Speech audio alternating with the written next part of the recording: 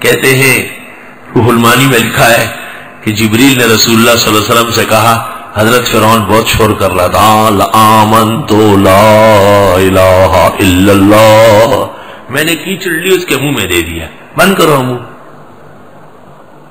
اور مضمون اس طرح ہے روایت کا کہ مجھے ڈر لگا کہ اللہ کو رحم نہ آئے کہ اس کو چھوڑ بچا نہ دے. تو مفسرین پریشان و حیران ہو جاتے روایت کے الفاظ سے کہ بھئی اگر وہ ایمان لے آتا، خدا مان لیتا تو جبریل کا کون سا گھر گرتا.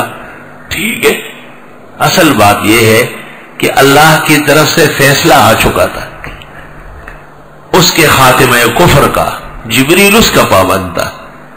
اور یہ جو آگے لفظ ہے یہ اللہ تعالیٰ کی سلطنت کلیہ کی ایک شان ہے، بے نیازی کی ایک ادا ہے جس میں اللہ کسی کا پابند نہیں ہے.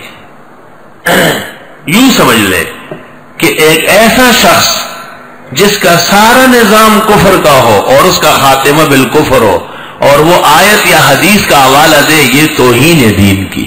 جیسے مرزائیوں کی مسجدیں، ان میں لکھی ہوئی آیتیں، ان کے درس حدیث، یہ سب کے سب توہین دین ہے. تو فرعون کے منہ میں کیچڑ جبریل نے اس لیے ڈالا کہ فرعون خدا خدا کر کے بھید بھی کر رہا تھا. جو جواب آلوسی نے نہیں دیا ہے وہ احسن و تفسیر والوں نے دے دیا ہے، اسے اور ایک لمبا تمہید باندھا ہے.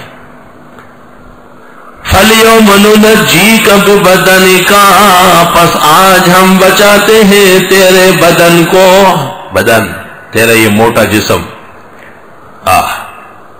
یہ بدعت کا مجموعہ جسم، اس کو بچاتے ہیں. کیوں؟ لِتَكُونَ لِمَنْ خَلْفَكَ آیَةً، کہ تو بن جائے آنے والوں کے لیے نشان عبرت. وَإِنَّ كَثِيرًا مِّنَ النَّاسِ عَنْ آيَاتِنَا لَغَافِلُونَ، اور بے شک بہت سارے لوگ ہماری آیتوں سے بے خبریں ہیں. آئے کہتے ہیں کہ فرعون کی لاش کنارے پر آ گئی، تب جا کے لوگوں کو تصدیق ہو گئی اسرائیلیوں کو، ورنہ وہ ماننے والے نہیں تھے کہ فرعون بھی ڈوب سکتا ہے. اس کا تو بہت رعب و ہیبت تھی. اللہ.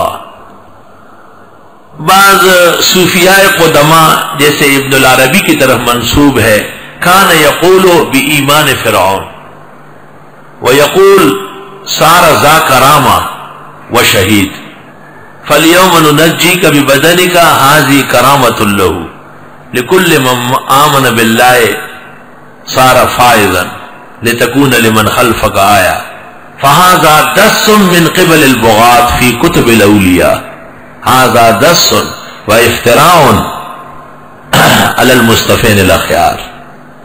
والمسألة الطويلة الذیل قد تکلم علیہ البرہوتی فی کتابہ الشجرہ، فمن شاء التفصیل والتدلیل فعلیہ ان یراجع روح المانی ذیل الآیہ، فإنہ اجاب وشفا وکفا.